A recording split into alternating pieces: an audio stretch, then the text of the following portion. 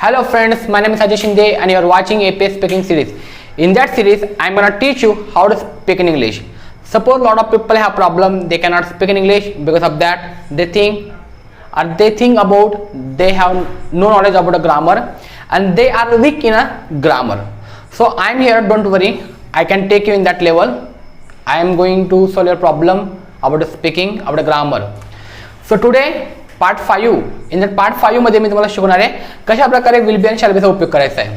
Most of people they think how to use will be आणि shall be and in that part 5 मध्ये तुम्हाला मी काय शिकवणार आहे विल बी शॅल बीचा उपयोग कसा करायचा, विल बी शॅल बीचे वाक्य कसे बनवायचे आणि विल बी शॅल बी केव्हा कसा वापरायचा. Okay, first of all that बघा, विल बी शॅल बी असेल हा फ्युचर असणार आहे आणि पार्ट 3 आणि पार्ट 4 मध्ये मी तुम्हाला शिकवलंय प्रेझेंट पास्ट. ओके, तर बघा विल बी आणि shall B, will be and shall be. बघा विल बी शॅल बीला मराठीमध्ये स्पेसिफिक वर्ड असतो. म्हणजे जे पण मी व्हिडिओ अपलोड करत आहे, जे आपण टॉपिक घेऊन येत आहे स्पीकिंगच्या, त्या मराठी एंडिंगला प्रत्येकाला असेल. कारण की आपलं जे चॅनल्स आहे एपीएस स्पीकिंग सिरीज, याच्यामध्ये मला मी तेच शिकवणार आहे कशा प्रकारे आपण मराठी टू इंग्लिश बोलायचं. That means suppose you are a good in speaking Marathi but you have problem to speak in English. Am right? तुमचा प्रॉब्लेम काय आहे, तुम्हाला मराठी बोलता येते पण तुम्हाला इंग्लिश बोलता येत नाही. तर तोच प्रॉब्लेम मी सॉल्व्ह करतोय. तर बघा तुम्हाला लक्ष द्यायचं आहे की विल बी शॅल बी हा ग्रामरमध्ये कुठं कसा यूज करायचा, काय करायचा, याचे वाक्य कसे बनवायचे आणि वाक्यांमध्ये बनून स्पीकिंग कशी करायची तुम्हाला मी ते शिकवत आहे. ओके, तर बघा विल बी आणि शॅल बीचा अर्थ असतो असेन,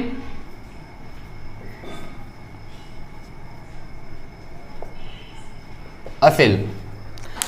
असेन आणि असेल ला इंग्लिशमध्ये विल बी आणि शॅल बी असं म्हणतात.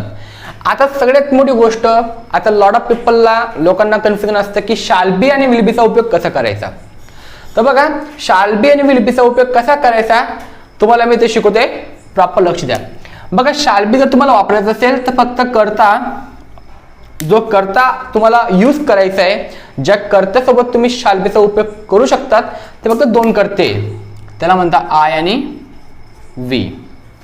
तुम्ही आय आणि वी सोबत शॅल बीचा उपयोग करू शकतात, देयर इज नो प्रॉब्लेम.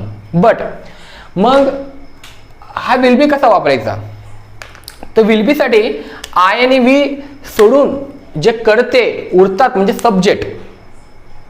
आणि जर तुम्हाला करते सब्जेक्टला काय म्हणतात हे माहित नसेल तर पाठवून बघा, तुम्हाला प्रॉपर याच्याविषयी माहिती भेटून जाईल. ओके, तर बघा आय, ही, शी आणि इट, यू, वी आणि दे. आय, ही, शी, इट आणि यू, वी, दे हे आहे सब्जेक्ट. याला ग्रामरमध्ये म्हणतात प्रोनाउन्स. आणि हे ही, शी, इट, यू, वी, देचा उपयोग कसा करायचा, कोणता, म्हणजे यांना करता असं म्हणतात आणि ग्रामरमध्ये याला म्हणतात प्रोनाउन्स आणि स्पीकिंगमध्ये म्हणतात सब्जेक्ट. तर आपला स्पीकिंगचा पार्ट आहे तर आपण याला सब्जेक्ट म्हणतो. Okay, this is called a subject. Okay, तर बघा सब्जेक्टचा उपयोग कसा करायचा, म्हणजे इट कोणाला वापरायचा, शी कोणाला वापरायचा, हा तुमचा प्रॉब्लेम असेल तर पहिले पार्ट 1 बघा, पार्ट 2 ऑल जे सिरीज असेल पार्ट 1 ची ते सगळे बघून घ्या तर तुम्हाला प्रॉपर समजेल.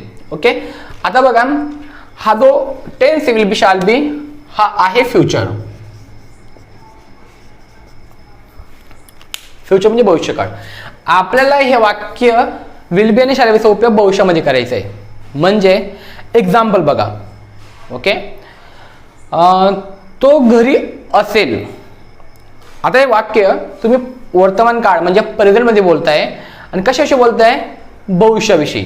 पण बघा एक्झॅक्टली वाक्याला प्रॉपर समजून घ्या. हा भविष्य पण नाहीये, तुम्ही काय केला, एक अंदाज केला, एक गेस केला की तो घरामध्ये असेल. म्हणजे तुम्ही कन्फर्म नाहीये तो घरात आहे का नाही.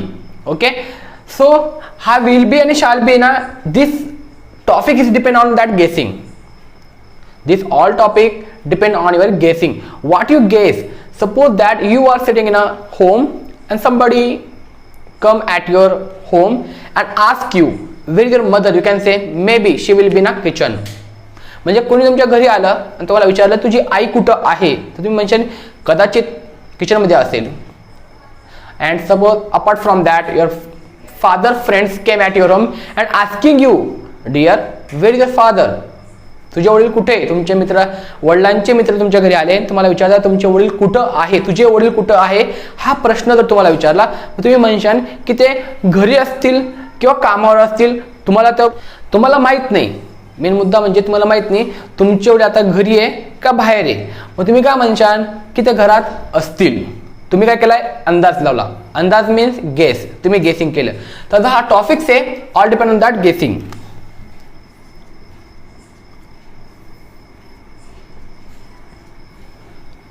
गेस मीन्स अंदाज. तर आपण गेस विषयी बोलतो आणि याला काय म्हणतात, फ्युचर असं म्हणतात. आता तुमचे प्रॉब्लेम सॉल्व्ह झाले असतील तर आता वाक्य बघू आपण की वाक्य कशी बनवायची. Okay, next. तर सगळ्यात पहिले जे वाक्य असतात स्पीकिंग मध्ये त्याला म्हणतो आपण अफर्मेटिव्ह. अफर्मेटिव्ह सेंटेन्सचा अर्थ असतो होकारार्थी वाक्य. ओके, तर आपण विल बी आणि शॅल बीचा उपयोग करून वाक्य कसे बनवायचे मला मी ते शिकवते. ओके, आता बघा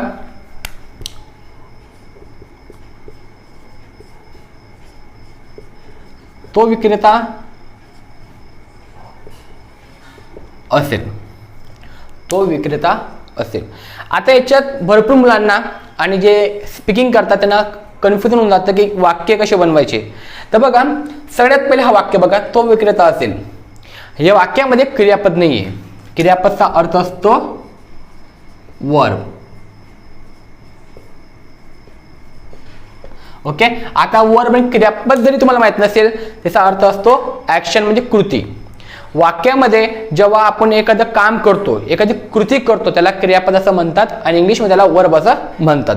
आता या वाक्यात बघा वर्ब आहेत का, तो विक्रेता असेल क्रियापद आहे का, तो काही क्रिया करतोय का, नाही. तर हे वाक्य या टॉपिक मध्ये परफेक्ट आहे. आणि जर तुम्ही म्हणले तो सामान विकत असेल किंवा तो विक्रेता सामान विकत असेल, माझी आई घरामध्ये स्वयंपाक करत असेल, माझे वडील कामात असतील. आता बघा माझे, तुम्हाला दोन एक्झाम्पल देतो. माझे वडील कंपनीत काम करत असतील, कंपनीत काम करत असतील. तर वडील, तुमचे जे वडील आहे ते काय करताय, काम करताय. कोणती, म्हणजे ते क्रिया करताय, वर्ब, ऍक्शन करताय, कृती करताय. कोणती कृती आहे, काम करण्याची. तर आपल्याला ते वाक्याने घ्यायचे. तर वाक्य कोणतं घ्यायचंय, माझे वडील कामावर असतील, माझे वडील घरी असतील, माझा मित्र अभ्यास रूम मध्ये असेल, माझी आई किचन मध्ये असेल. अंडरस्टँड, तुम्हाला हे वाक्य घ्यायचे. बघा माझी आई किचन मध्ये असेल, माझी आई किचन मध्ये स्वयंपाक करत असेल म्हटलं तर तुम्हाला वाक्य घ्यायचे नाहीये. दॅट मीन आता आई काय करते, कुकिंग करते. तर कुकिंग मीन्स काय झालं, ऍक्शन, क्रिया झाली. आपल्याला ते वाक्य घ्यायचे नाही. ओके, आता तुमच्या माइंडमध्ये हा क्वेश्चन असेल की मग हे वाक्य कसे बनवायचे. तर डोंट वरी, पुढे जाऊन मी ते व्हिडिओ अपलोड करणार आहे. ही एक क्रिया आहे म्हणजे ऍक्शन, वर्ब. ओके, आणि आपला जो चॅनल आहे मी तुम्हाला बॉटम पासून म्हणजे एक लेवल पासून तुम्हाला नेतोय हाय लेवल पर्यंत. तर त्याच्यामध्ये ती थोडं जे टेन्स आहेत ते थोडं मिडलला आहे. तर जेव्हा आपले व्हिडिओ चांगल्या प्रकारे अपलोड होऊन जातील, जे बेसिक्स वगैरे ज्या गोष्टी होतील, जेव्हा टेन्स चालू होणार आहे त्या पिरियडला मी तुम्हाला ते टीच करणार आहे कशा प्रकारे आपण हे वाक्य क्रियापदचे बनवतात. ओके, त्यापूर्वी फक्त आपण हे बघू. अंडरस्टँड. आणि याला अजून एक प्रकारे तुम्हाला करून देतो, फ्री वर्ब, म्हणजे याच्यामध्ये वर्ब नाही. तो विक्रेता असेल, बघा तो मीन्स काय म्हणतो आपण, तोला ही असेल मीन्स विल बी. आणि विक्रेता म्हणजे काय, पॅडलर. ओके, तो विक्रेता असेल, ही will be a peddler. Again ती कामात असेल, ती मीन्स शी, असेल मीन्स विल बी, कामात म्हणजे in work, she will be in a work. Regarding that समजतं तुम्हाला कशा प्रकारे बनवतोय वाक्य मी. ही जी सिंपल ट्रिक आहे तुम्हाला अप्लाय करायची इन युअर स्पीकिंग आणि your English will be a good. That mean the speak in English, it is not difficult. It's very easy to speak in English. But problem is that lot of people have a lack of confidence. Means they think that they cannot speak in English. त्यांना वाटतं की आपण English बोलू शकत नाही. But तुम्ही प्रयत्नच केले नाही. That suppose you are not doing practice about speaking, तर definitely you can not speak in English. तुम्ही प्रॅक्टिस सराव करत नाही, तुम्ही ग्रामरच माहीत नसेल तुम्हाला कसं काय बोलता येईल इंग्लिशमध्ये. मग तुम्हाला एक सिंपल ट्रिकचा उपयोग करून मी बोलतोय. मग तुम्हाला काय करायचं आहे, फक्त व्हिडिओला प्रॉपर बघायचं आहे, स्किप न करता तुम्हाला सगळ्या गोष्टीचा प्रॉपर बघून अप्लाय करायचा स्पीकिंगमध्ये. म्हणजे याचा उपयोग तुम्हाला डेली ॲक्टिव्हिटीमध्ये तुम्हाला यूज करायचा आहे. आणि ही जी ट्रिक मी तुम्हाला शिकवत आहे याचा उपयोग करून तुम्ही you can makeup at your on 1000 example, more than 1000 पेक्षा तुम्ही जास्त वाक्य बनवू शकतात. पण मी तेवढे वाक्य घेणार नाहीये, कारण की तेवढे वाक्य घ्यायला we do not have times. Video long होऊन जाईल, तर शॉर्टकट थोडे थोडे वाक्य 2 किंवा 3 वाक्य मी घेऊन तुम्हाला शिकवत आहे. तर याचा उपयोग करून आणि एक्झाम्पल बघा. आता ती कामात असेल, she will be in a work, I will be in a work, मी कामात असेल. My mother will be in kitchen, माझ्या किचनमध्ये असेल. My friends will be in a study room, माझा मित्र अभ्यास रूममध्ये असेल. Understand. The market will be open tomorrow, बाजार उद्या उघडलं असेल. Okay. That you can take example also.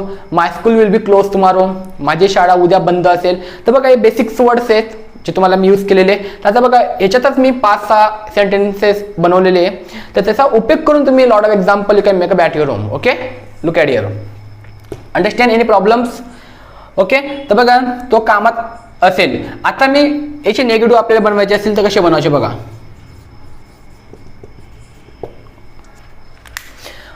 Okay. आता तुम्हाला समजण्यासाठी एक एक्झाम्पल आणून घेतो बघा.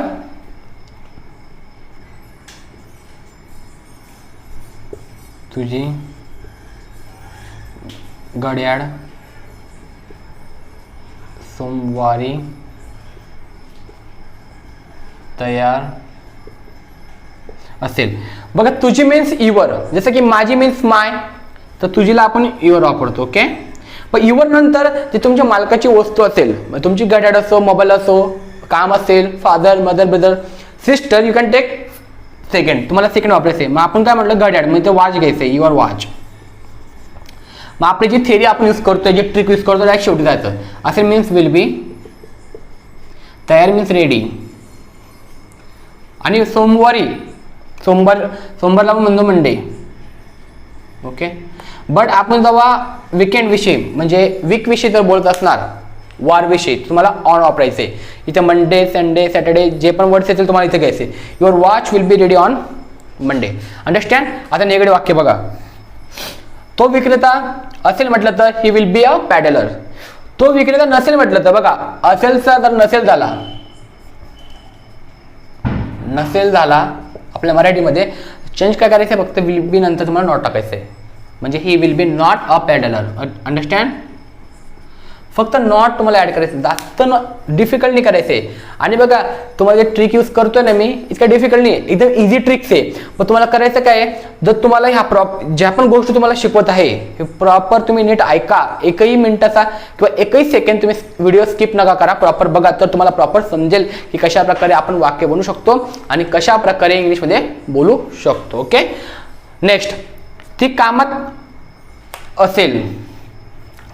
असेल म्हटलं तर कसं होईल, आपण मराठीत बोलू ते कामात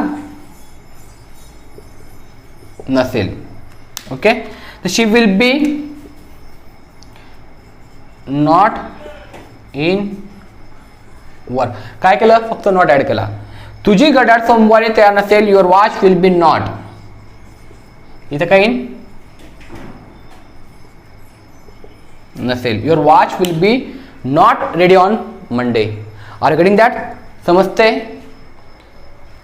आता बघा याच्या व्यतिरिक्त तुम्हाला एक एक्झाम्पल देतो मी.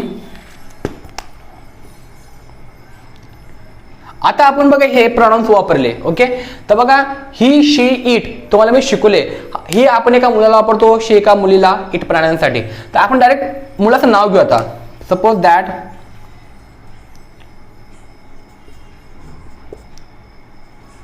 राकेश दंगल मध्ये फसला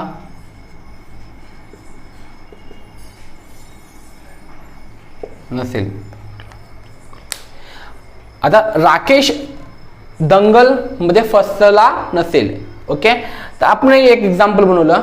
राकेश नावाचा मुलगा आहे, तर आपण राकेश रिप्लेसमेंट काय घेतो, ही घेतो. मग आपल्याला ही नाव वापरायचं असेल तर तुम्हाला नाव घ्यायचे असतील तुम्ही नाव पण घेऊ शकतात. राकेश म्हणजे काय, ही असतो. राकेशचा अर्थ आहे ही, मग आपण ही नाव वापरता राकेश घेऊ. नसेल means will be not.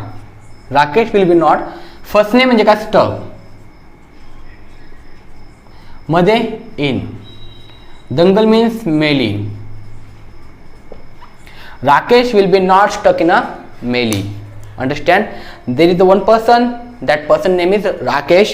You are discussing with your friend about the Rakesh, and you are telling your friend the Rakesh will be not stuck in a melee.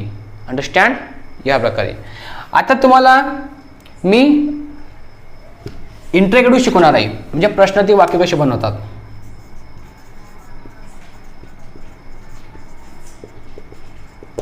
Okay, interactive शिकण्यापूर्वी proper बघा. जर म्हणजे interactive काय असतो ते पहिले समजून घेऊ, पण त्याच्यापूर्वी हे तुम्हाला मी समजवतो.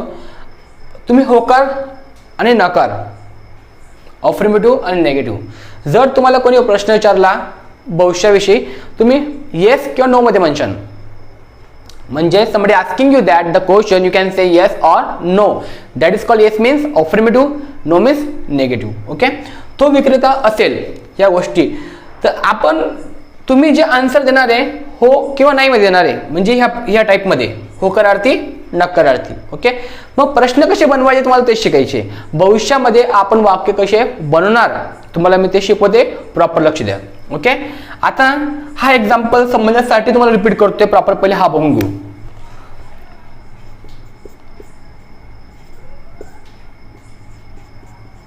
तो विक्रेता असेल म्हणजे कसं होईल, ही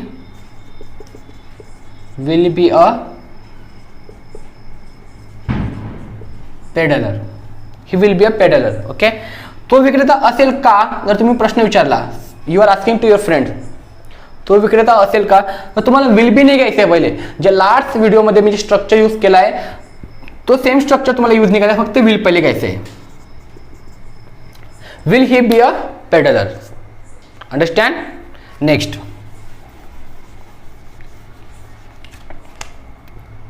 तू उद्या घरी असणार का. तर बघा, तू उद्या घरी असणार का, that is called that we are asking the question to somebody. तुम्ही एका व्यक्तीला क्वेश्चन विचारताय, तर तू उद्या घरी असणार का. तर जर स्ट्रक्चर कसं करायचं आपल्याला बघा, पहिले हा बघू आपण. तू उद्या घरी असणार म्हटलं तर तू म्हणजे यू, असणार म्हणजे विल बी, घरी म्हणजे ॲट होम, उद्या means tomorrow. Okay, understand. You will be at home tomorrow, तू उद्या घरी असणार. आणि असणार का जर तुम्हाला प्रश्न विचारायचा असेल तर प्रश्न कसे विचारतात, फक्त का लावतो. आपल्या मराठीमध्ये एंडिंगला का आला तर that mean you asking the question to somebody. Okay, तर इंग्लिशमध्ये कसं करायचं आहे, फक्त विल पहिले घ्यायचं आहे तुम्हाला. Will it will come first, will you, झालं वाक्य तयार. Will you be at home tomorrow. ही ट्रिक तुम्हाला यूज करायची ना स्पीकिंग मध्ये. Okay, suppose that second example.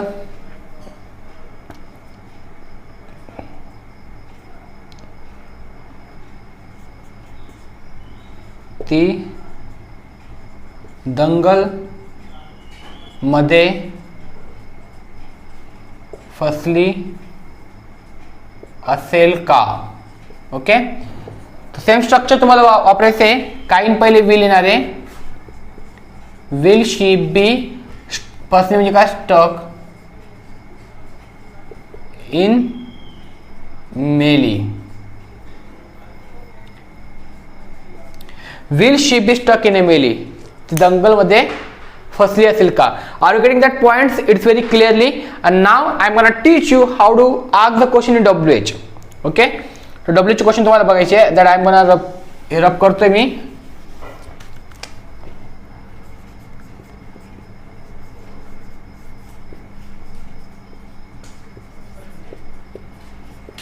Okay, बघा WH आणि इंट्रॅगेटिव्ह मध्ये फरक काय असतो बघा.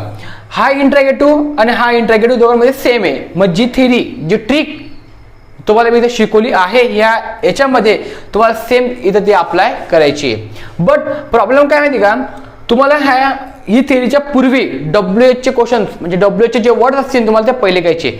WH चे जे वर्ड्स असतात वाक्यांमध्ये मराठीमध्ये, ते वर्ड्स जर तुम्हाला इंग्लिश माहित नसतील तर तक्ता बघा, स्क्रीनवर हा तक्ता येतोय, तुम्हाला प्रॉपर बघायचंय, लर्न करायचंय. आणि सपोज दॅट तुम्हाला हा तक्ता पाठ नसेल, हे वर्ड्स तुम्हाला माहित नसतील, तर तुम्हाला क्वेश्चन बनवता येणार नाही. त्यामुळे काय करा, हा तक्ता लिहून घ्या नोटबुकला प्रॉपर आणि नंतरून ते लर्न करा. ओके, आता बघा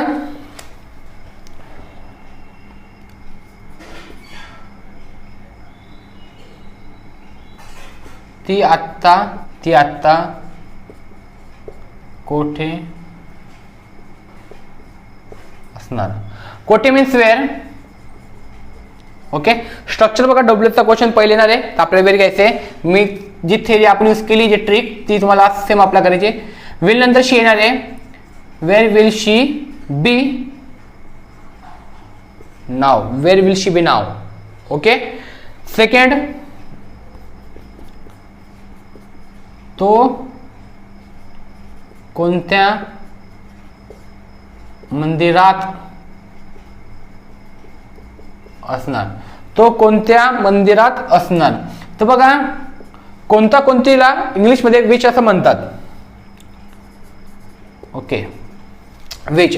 आता याच्या गोष्टी समजून घ्या. Which,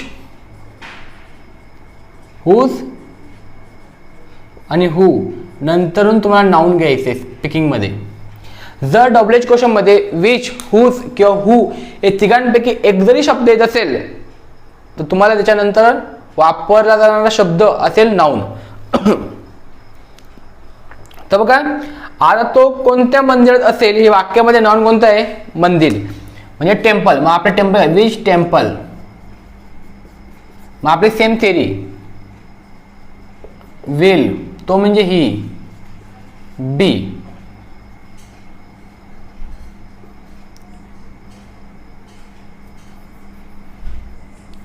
will he B. Understand. तुम्हाला बघायचं काय मग, बघा विच, हुज आणि हू नंतर तुम्हाला नाउन वापरायचं आहे. अंडरस्टँड. इट इज, ही गोष्ट तुम्हाला लक्षात ठेवायची आहे. आणि second thing is here, suppose if you are new to my YouTube channel, please subscribe it and please hit the bell icon. तुम्हाला सबस्क्राईब करायचे आणि बेल आयकॉनला हिट करायचे, म्हणजे जेव्हाही मी व्हिडिओ अपलोड करेल स्पीकिंगचे, त्याची नोटिफिकेशन तुम्हाला मिळून जाईल. ओके, सो आय होप तुम्हाला प्रॉपर समजलं असेल विल बी शॅल बीचा उपयोग कसा करायचा ग्रामरमध्ये, स्पीकिंगमध्ये. ओके, आणि तुम्हाला काही प्रॉब्लेम असतील तर कमेंट्स करा. Okay, thank you so much.